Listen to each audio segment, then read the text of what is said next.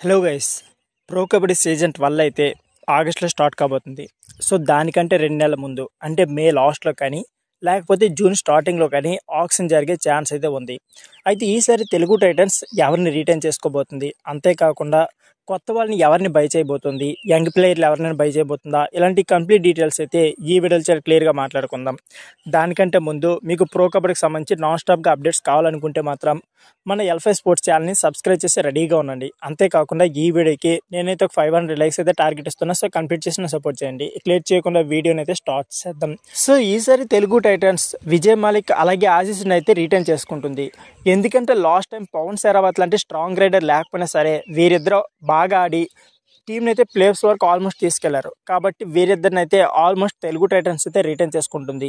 ఇంకా పవన్ సెరావత్ విషయానికి వస్తే పవన్ సెరావత్ని అసలు రిటైన్ చేసుకుంటుంది లేదంటే ఇంకా క్లారిటీ అయితే లేదు. ఈసారి పవన్ సెరావత్ని తెలుగు టైటన్స్ తీసుకోకపోతే కన్ఫర్మ్గా మహమ్మద్ రిజా చానీ కోసం ఆక్షన్లో గట్టిగా బై చేసే ఛాన్స్ అయితే ఉంటుంది. బట్ ఆల్మోస్ట్ అయితే మహమ్మద్ రిజా చానీ మళ్ళీ ఆక్షన్లోకి వచ్చే ఛాన్స్ అయితే ఉంది. సో ఈసారి ఆక్షన్ అయితే చాలా రసవత్తంగా జరగబోతుంది. ఎందుకంటే ఈసారి యంగ్ టాలెంటెడ్ ప్లేయర్లు అలాగే లాస్ట్ టైం అన్సాల్వ్డ్గా మిగిలిన ప్లేయర్లు అయితే చాలా మంది ఉన్నారు. కాబట్టి ఈసారి అయితే ఆక్షన్ చాలా రసవత్తంగా జరగబోతుంది. ఇంకా కంప్లీట్ డీటెయిల్స్ అయితే మరికొన్ని రోజుల్లో మనకు క్లియర్గా తెలుస్తుంది. సో ఫ్రెండ్స్, ఇదే వీడియో. ఈ వీడియో వస్తే please like and subscribe my channel. Thank you for watching.